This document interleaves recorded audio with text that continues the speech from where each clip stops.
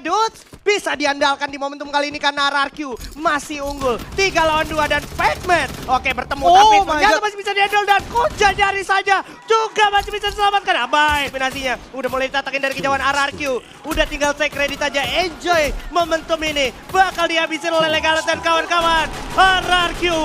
Pesawat akan segera bergerak dari arah Mars Electric menuju ke daerah shipyard. Wah asik Wah, banget. ini asik banget. Iya. Ini map asik banget. Dan kalau kalian tahu, peperangan di daerah shipyard, Bull Ice dan juga Katulistiwa dan sekitarnya, ini early game-nya bakal seru banget. Nih bocoran aja ya. Bentar, tapi kenapa Eko udah ngalah nggak di shipyard? Eko malah ke Clock Tower, Pak. itu karena sebenarnya ada macan putih yang rumahnya berpindah, Oh iya, EVOS Divine bergerak ke arah Bullseye dan juga shipyard. Berharap mereka juga bisa bertemu tuan rumah ya. Tapi sepertinya gesekan early nggak bisa dihindari sama teman-teman dari Iko dan juga RRQ. Dimana beberapa tim juga bakal pay attention. Faker sama Zex juga udah dikirim untuk mendekat ke area sana. Dan akhirnya juga terjadi ada gesekan di tempat lain. Chester dan juga teman-teman dari Bigatron Web di sana udah terjatuh, sayang banget terkena first blood begitu saja. Tapi kalau ngelihat gimana RRQ cukup solid bermain, tetap ada di dalam bangunan. Sementara beberapa player yang di luar berusaha agar tidak terkena backstep. Nah kelihatan tuh satu orang udah dikirim maju ke depan. Jangan sampai tumbang karena bakalan fatal banget dan berbahaya banget. Kocel akan dikirim bertemu dengan Faker, langsung terkena headshot di sana mini uzinya. Bukan masalah ternyata seorang Faker, Bung Skyla. Yes, dan langsung di take down begitu saja. 1 poin eliminasi dari Iko. Tapi seorang Legalot berhasil menjatuhkan seorang Kuja di sana, Ajispen. Yes, mantap banget ya. Cara RRQ lihat kesempatan mereka dan gak nyanyain kesempatan mereka ini mahal banget dan bisa jadi red alert buat teman-teman dari Eko. Karena Eko suka nggak suka udah kehilangan 2 player ya. Robot Razor di sana dengan Kingfisher udah tahu ada satu orang masih mau coba diadu sama Kiba. Beranggapan Kiba bisa ngehandle Razor, tapi kalau lu perhatiin sebenarnya di minimap juga apa yang dibuat oleh RRQ udah solid banget. Mereka udah pasang 2-2 formasinya, apalagi Pac-Man digenting juga bakal jadi masalah besar harusnya. Tapi ternyata terjadi juga peperangan di arah lainnya itu Kak Gendra. Walaupun kita masih harus fokus dulu ke RRQ, apalagi Razor juga dari tadi tetap memberikan distraksinya. Legalot bakal coba membuka jalan masuk ke arah depan, udah kelihatan ke notice oleh Koja. Dijatuhkan begitu saja tapi Razor juga berhasil dapetin Kiba. Dan akhirnya sedikit demi sedikit mulai digenggam tempo permainannya. Kiba gak bisa bertahan lagi, sisa Koja aja sama Dudes. Apakah Dudes bisa diandalkan di momentum kali ini karena RRQ masih unggul. 3 lawan 2 dan Pac-Man. Oke bertemu tapi ternyata masih bisa dihandle dan Koja nyari saja. Juga masih bisa diselamatkan. Abai, harapan terakhir untuk menumbangkan Iko Esports. RRQ 4 poin eliminasi dan hanya kehilangan 1 player di menit ketiga. Menjadikan posisinya sangat kuat dan menjadi kill leader sementara di Clock Tower. Yang artinya mereka masih ada di center of the map. Dan mereka punya segudang resource yang bisa digunakan untuk menghidupkan sang kapten dan bergerak menuju ke zona selanjutnya. Gue suka banget gimana cara mereka mempertahankan posisi mereka dan melihat celah yang dibuat oleh lawannya. Ada tembakan dari teman-teman Iko ke arah player dari Tiger Wong. Iya. Dan di notice posisinya di mana ada seorang Legalot yang dari sebelah kanan mempick off 1 playernya. Dan semua pola serangan yang dibuat oleh RRQ justru dibuat oleh pergerakan dari takedown 1 player by Legalot, Pak. Jadi jatuhnya gara-gara Legalot buat satu serangan pertamanya itu jadi calculated banget. Dan semua yang menjadi ya. sangat mahal adalah info ketika Iko berhasil menumbangkan 1 player dari Tiger Wong. Itu 2 titik merah yang ada di map menjadi harga yang sangat mahal. Exactly my point. Jadi RRQ tuh bisa ngelihat sejauh itu cara mereka membaca pola serangan lawannya, mau coba agresinya kayak gimana. Lawannya ke distract itu jadi kesempatan emas buat mereka dan gak mereka sia-siakan. Tapi kita belok dulu nih, fokus kita ke arah EVOS Divine yang juga sudah ada di pertengahan Plantation dan juga Bima Sakti jatuhnya. Udah terlihat ada MBR yang mempunyai pergerakan lebih cepat dari season sebelumnya dan mereka tahu betul di situ udah ada penghuni-penghuninya di Plantation, so mereka bakal bergerak lagi menuju ke arah Katulistiwa. Tapi jalur dari MBR jujur aja gue akuin agak riskan ya Pak. Agak riskan karena selain mereka harus bertemu dengan teman-teman dari EVOS, mereka juga rawan ketemu sama yang dari Hanggar kayak Tiger Wong. Bahkan kalau FR-nya ikut campur, mereka bisa aja yang tadinya mungkin bergerak langsung ke Bima, langsung di Katul aja tuh nungguin Pak. Itu Tapi dia. satu hal positif yang gue lihat dari MBR adalah upaya mereka untuk mempertahankan map utara akhirnya membuahkan hasil. Bener. Banyak tim yang pada akhirnya respect ke arah mereka dan gak berani untuk early fight bareng sama mereka, Pak. Iya, padahal jatuhnya ini masih roster yang berbeda lagi ya. Betul. Kalau masih mau diaduin, mau dicobain, masih mungkin beda result ya. Jadi drop zone yang udah diciptakan oleh roster sebelumnya menjadi legacy untuk MBR yang sekarang. That's it. Wow, mantap juga ya MBR Epsilon untuk saat ini. Dan dia tahu betul di bawah di patahan itu ada orang, makanya dia langsung ambil area cerobongnya. Dan untuk berjaga-jaga di area tenda emang udah paling aman di sekitaran Bima Sakti. Karena dia bakalan tahu entry musuh masuk itu di mana. Di patahan di balik cerobong. Tentunya di dekat-dekat Sutet ini. Dan sebenarnya jujur aja posisi Tiger Wong Esports saat ini kalau misalkan masih dipertahankan sampai 3 menit ke depan agak riskan. Karena beberapa tim terutama yang datang dari arah Obser itu kalau misalkan dia nggak mungkin lurus lewat Katul, dia bakal lewat hanggar, lewat depan hanggar persis dan itu nggak mungkin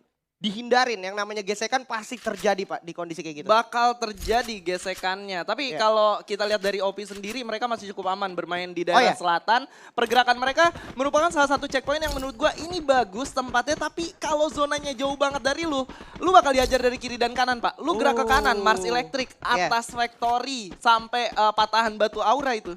Ya walaupun auranya udah gak ada, tapi namanya masih ada Pak, Legacy masih ada. Oh iya, sekarang jadi batunya Bulls gitu ya kan. Betul. Banteng yang membatu dan kalau kita ngelihat gimana banteng merah kita ini Bulls Esports akan bergerak masih ke sekitaran drop zone-nya dia sendiri.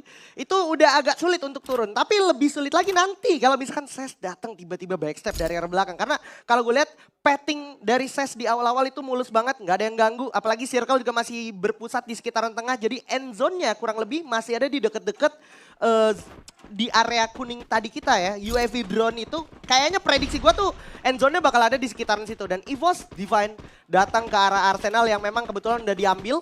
Jadi untuk checkpoint sementara nggak masalah banget, oke banget. Biasanya tuh kalau kita ngomongin Arsenal yang di sini ini tuh bakal nggak luput dari GRC dan juga First Riders. Betul. Tapi yang menjadi pertanyaan gue, First Riders ini mereka nggak ada di sekitar Bima sama sekali loh. Iya dia di bawah, di dekat depan hanggar. Yang artinya CT. mungkin dari hasil latihan mereka tahu betul nih Iya. kekuatan mereka sejauh apa dan gimana caranya untuk mengantisipasi pergerakan yang cukup agresif dari EVOS Divine. Iya. Dan Onyx, oke. Onyx masih jadi klasik Onyx Olympus dengan slow temponya mereka datang dari Cape Town. Begitu juga dengan Bigetron Delta tadi kalau gue perhatiin dia emang agak lambat masuk ke dalam zonanya karena mereka cukup pede datang belakangan juga mungkin akan membuahkan hasil. Tapi kalau ngelihat tadi penumpukan di zona udah sepadet itu, jujur gue pribadi ngeliatnya ini bakal jadi cukup sulit untuk tim-tim yang datang belakangan Pak ke dalam zonanya. Iya, karena kalau kita lihat juga di zona selanjutnya kompon itu jujur nggak terlalu banyak Pak. Iya. Karena dari patahan satu ke patahan yang lainnya itu kompon cukup bisa terlihat maupun pergerakan yang dari luar zona justru bakal lebih sulit lagi Pak. Wah. Itu backup plan dari Bulls Esports saja bahkan udah dihancurkan sebuah vehicle yang ada di depan mata sana. Ray walaupun harus terkikis setengah darahnya tapi dia respect betul sama porsi dari kapasitas lawannya juga bisa membahayakan nyawa dari seorang Ray itu sendiri. Apalagi kondisinya SES ini lagi nge-split. Ya Nih, kan? lu tahu nggak? Ini ada satu upaya yang sangat luar biasa dari SES.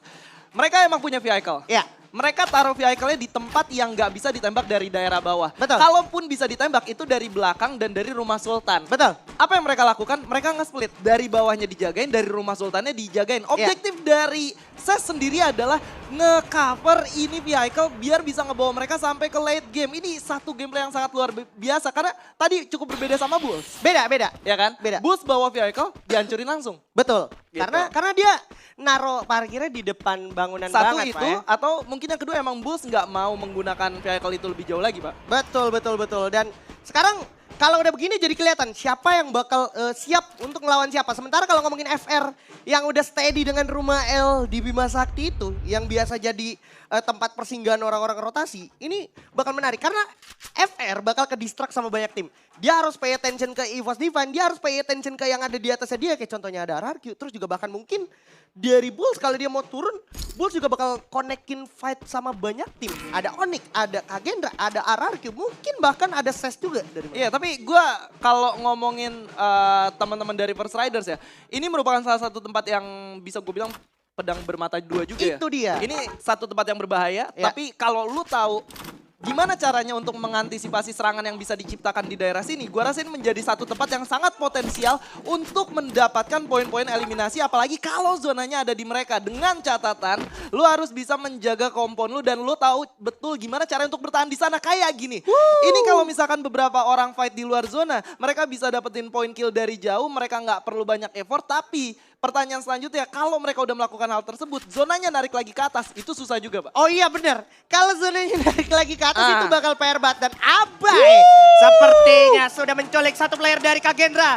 Di mana yang diculik adalah player yang jatuhnya key player dari Kagendra. Agak sulit untuk Kagendra comeback, apalagi untuk menghidupkan kembali seorang father. Karena kita tahu dia udah di open field, udah nggak mungkin nyari vending machine. Berharap mungkin ada vending machine dari atas aja gitu ya kan paling. Oke, ternyata memang nggak ada upaya lebih lanjut dari RRQ. Mereka cuma pengen ngasih tahu kalau di sini ada orang, di sini ada yang punya. Jangan deket-deket. Tadi satu kepala jadi warning aja buat mereka. Tapi keputusan yang cukup bagus bisa gue bilang dari RRQ. Kenapa? Kalau mereka decide untuk all in, mereka naik ke daerah atas dan didengar sama First Riders yang ada di bawah, tentunya First Riders bakal join juga. Otomatis kalau ada dua tim yang clear di daerah sana, First Riders masuk ke zona-zona selanjutnya udah nggak perlu pusing-pusing lagi, Pak. Karena dua tim sekaligus udah berhasil mereka clear. Iya, jadi suka nggak suka gara-gara semua kericuan yang terjadi di sekitar First Riders jadi effortless banget.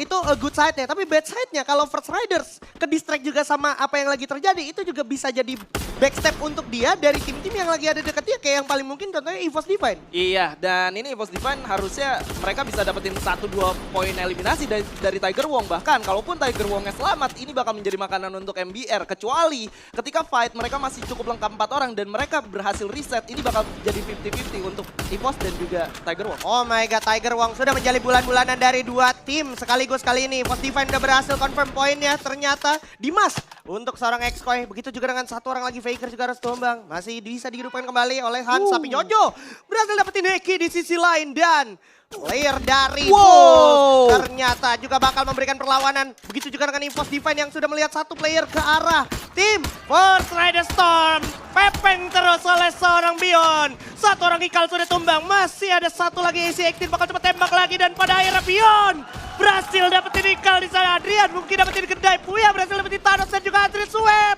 Berhasil dapetin Puya. Jojo harus jatuh di tangan Adrian. Ada pelontar yang bisa dijabrak tapi bakal tembak lagi. Kembali ke depan masih ada Abax. Dan Abax, oh my god, meledak di depan matanya. Masih bisa dihandle dengan duel. Ses harus puas di peringkat 10. Sayang sekali tapi Jafra juga udah mulai tersudutkan. Apalagi sisa 3 aja gluolnya. Dan Abax, seperti apa yang akan dieksekusi oleh Abax? Bonfire udah di tangan juga udah dibuka sambil digolong dulu medical kitnya. Tapi di atas masih ada teman-teman dari FR yang bisa nunggu momentum dan MBR takes the lead, takes the moment. Bakal diambil di sini. Hans sudah jatuh. Sudah sekarang juga di sana Zack dan juga Packer. Abax bersama seorang Bion dan juga Jafra akan dikucilkan, disudutkan. Faker tumbang. Sudah habis kesempatan dari teman-teman Tiger Wong. Di depan masih ada FR kali ini Bung Skyla. Iya, nggak berhenti sampai di situ. Seorang Bion berhasil mendapatkan satu confirm kill-nya karena teman-teman dari Tiger Wong. Tapi fight yang sedang terjadi membawa peperangan menuju ke arah First Riders dan juga MBR. Dan kali ini EVOS tidak diuntungkan dari dua belah pihak yang sedang bertarung karena mereka menjadi satu-satunya tim yang terkena sandwich dan berada di luar zona. Bahaya banget, bahkan YNZ pun harus menelan pil pahitnya. Tapi ternyata Bigatron Delta yang harus ditumbangkan, dipulangkan lebih dulu sama teman-teman dari Bulls. Bahayanya lagi ada grenade dari seorang Y yang mengenai dua player dari MBR Epsilon kali ini. Dan sudah mulai clueless dari MBR sendiri akan bertindak seperti apa karena mereka sudah tersudutkan oleh zona. Apalagi dari bayang-bayang sebelah kanan ada teman-teman dari FR Storm terus menghantui. Tapi Dimas juga dapat kesempatan emas untuk masuk ke circle selanjutnya. Walaupun di belakang masih ada EVOS, satu playernya yaitu Jafra. Apakah mungkin selamat? Tidak, ternyata EVOS Divine harus puas di peringkat ke-8. Masih lanjut MBR dengan kekuatan terakhirnya yaitu False yang udah kepredik juga. Glual terakhirnya itu barusan by the way. Bakal dieksekusi harusnya oleh teman-teman dari FR Storm. Dan itu dia ledakan datang. Dikirim dari Reki menuju ke arah David dan juga Father. False juga udah jatuh di sana. Bakal coba dicas dulu dengan cas booster Chester. Masih bisa ditutup jalan oleh seorang Adrian. sangat baik momentumnya. Tapi kali ini dari Bulls harus fokus karena dia bisa kecolongan. Apalagi Father dari belakang juga bakal dihabisin. Chester juga udah gak bisa bertahan banyak sampai RK Gendra tumbang di tangan Bulls. Dengan 11 poin eliminasinya. Udah mulai ditatakin dari kejauhan RRQ. Udah tinggal take credit aja. Enjoy momentum ini. Bakal dihabisin oleh Legalis dan kawan-kawan. RRQ bakal takes over the control. Gear juga udah bakal jadi makanan selanjutnya. Ombak pun gak bisa berbuat banyak. Mungkin punya launchpad, tapi dia gak bisa bertahan lama lagi di tangan sang raja. 9 poin eliminasi dan mereka masih cukup lengkap 4 orang dengan 3 tim yang tersisa menjadi lawan mereka. Bahkan 3, artinya ini bakal 4 lawan 3 untuk RRQ dan lawannya. Scooper sudah berhasil di take down oleh seorang Abai. Dan kali ini adalah Uai menjadi orang terakhir yang bakal di-hunt oleh teman-teman RRQ kali ini Ajisman. Waduh, udah semakin otomatis romantis di sini. RRQ bakal memegang gamenya. Karena sisa player dari APR udah gak bisa diganggu gugat lagi, akan dikonfirm oleh RRQ dan Dimas. Lone Survivor siang dalam Dewi Fortuna lindungannya. Beruntung sekali dia tidak ternotis. Ini udah bakal menjadi positif Boya. Wujudnya Ombak pun gak bisa berbuat banyak. Mungkin punya launchpad, tapi dia gak bisa bertahan lama lagi di tangan sang raja. 9 poin eliminasi dan mereka masih cukup lengkap 4 orang dengan 3 tim yang tersisa menjadi lawan mereka. Bahkan 3, artinya ini bakal 4 lawan 3 untuk RRQ dan lawannya. Scooper sudah berhasil di take down oleh seorang Abai. Dan kali ini adalah Uai menjadi orang terakhir yang bakal di-hunt oleh teman-teman RRQ kali ini Ajisman. Waduh, udah semakin otomatis romantis di sini. RRQ bakal memegang gamenya. Karena sisa player dari APR udah gak bisa diganggu gugat lagi, akan dikonfirm oleh RRQ dan Dimas. Lone Survivor siang dalam Dewi Fortuna lindungannya. Beruntung sekali dia tidak ternotis. Ini udah bakal menjadi positif Boya untuk RRQ. RRQ Buya di round pertama. Congratulations for RRQ once again dengan 11 poin eliminasi dan tidak kehilangan satu orang pun